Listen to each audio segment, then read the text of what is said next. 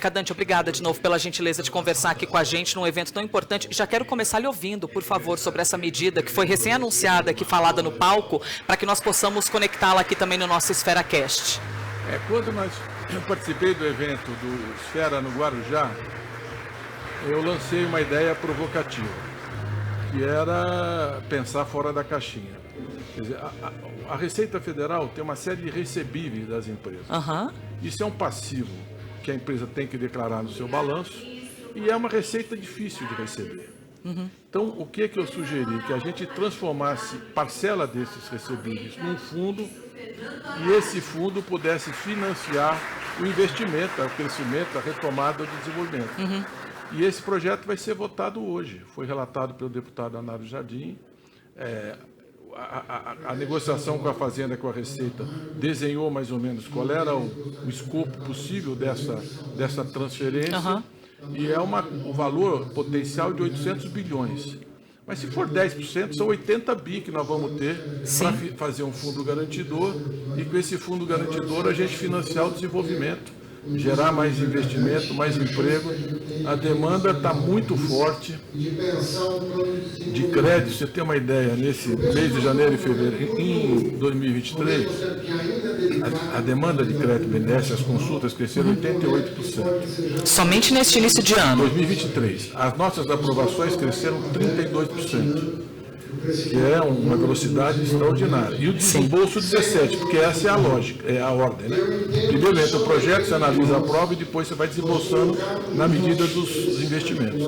Agora, janeiro e fevereiro está fortíssimo. Está a melhor consulta dos últimos 10 anos, a maior aprovação dos últimos 9 anos e o maior desembolso dos últimos 8 anos. Então, janeiro e fevereiro está muito forte, nós estamos bastante otimistas.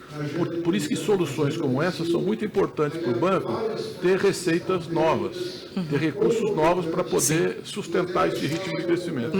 Uma dúvida, nesse montante de bilhões que foram anunciados, a gente está falando de big empresas, média empresas, pequena empresa, de que maneira o BNDES se estrutura para poder chegar com essa capilaridade tão importante, independentemente do tamanho desses receptores, assim, digamos?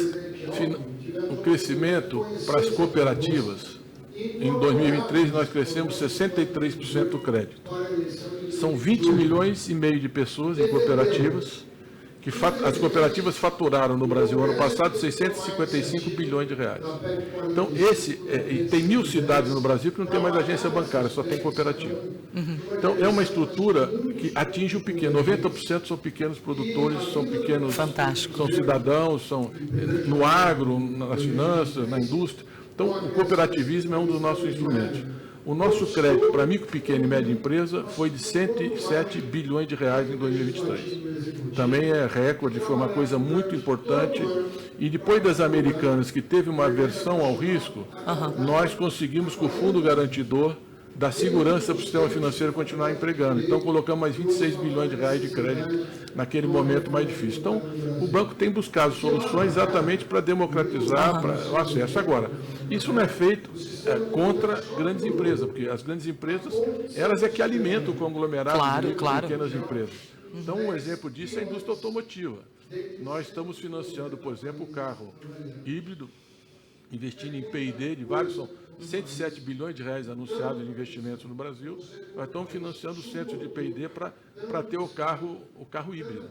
Para que seja uma realidade maior ainda para os brasileiros. Para usar o etanol, quer dizer, não ser o carro 100% elétrico, a vocação do Brasil é o carro híbrido. Presidente, mais uma pergunta, que eu sei que o seu tempo aqui é curto, mas uma pergunta para fazer-te. Como a gente está aqui num evento relacionado à descarbonização e a gente focando muito a atenção para o verde, como é que é o braço do BNDES, o olhar do BNDES especificamente para esse setor? Assim, de que maneira mira esses setores, impulsionando também para motivar a sociedade a investir cada vez mais nesses assuntos positivos para o verde? Hoje está na capa da Folha uma matéria da Bloomberg.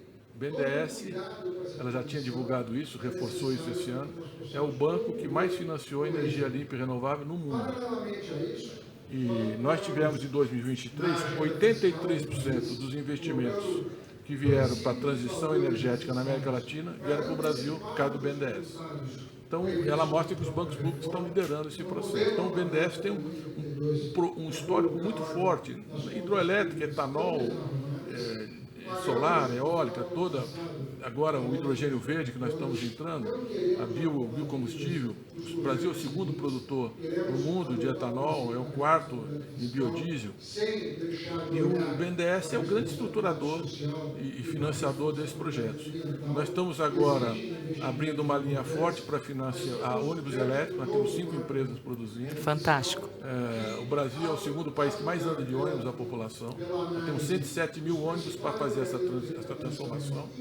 E o Brasil, no passado, produziu 52% dos ônibus que andam na América Latina. Então, é muito importante essa migração para o universo. Nós vamos perder esse mercado e é um setor que gera muito emprego.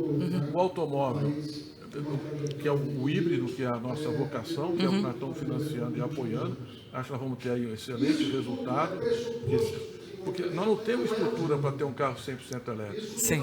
E o híbrido, sim, você põe o etanol, sai rodando na rua e anda no elétrico, volta, põe, quer dizer, a estrutura está pronta, a mecânica e todo o setor. E vai ser uma indústria brasileira, uma indústria que vai sair na frente, uma indústria inovadora. Então, nós estamos bastante otimistas com o setor, estamos reconstruindo a indústria automotiva, que é 20% da indústria de transformação. Sim. E muito entusiasmado, acho que o Brasil vai ser o grande líder mundial da transição para energia livre e renovável. E nós temos que combater o desmatamento. Já estamos com o menor desmatamento dos últimos 6 anos, 50% Sim. das emissões do Brasil é desmatamento. E nós lançamos um projeto que eu nem falei ali, mas falo aqui, que é o restauro da Amazônia. Nossa. R$1 bilhão, metade não reembolsável, metade crédito, para plantar árvores na Amazônia e reflorestar a Amazônia. R$1 bilhão? R$1 bilhão. Nossa, isso é Nós muito queremos importante. chegar a 6 milhões de hectares de área degradada com reflorestamento, especialmente em espécies nativas produtivas, para que a agricultura familiar, os quilombolas, se apropriem da floresta e preservem a floresta. Então, Perfeito. além de combater o desmatamento, o reflorestamento, a restauração da Amazônia é outra medida importante para o Brasil liderar a redução das emissões climáticas. Mercadante, que conversa esperançosa, hein? Que coisa boa começar o dia aqui lhe ouvindo. Muito obrigada, muito obrigada. Eu vim de uma cidade, Rio de Janeiro, que ontem, final de semana, a sensação... Sensação térmica 60 graus, às 10h20 da manhã. Quando eu penso nos meus netos, eu não tenho outra coisa a fazer a não ser impulsionar a transição para um mundo mais generoso com a terra. Com certeza. Que descarbonize, que evite emissões de gases. E o BNDES vai liderar esse processo no Brasil. Fantástico, muito obrigada.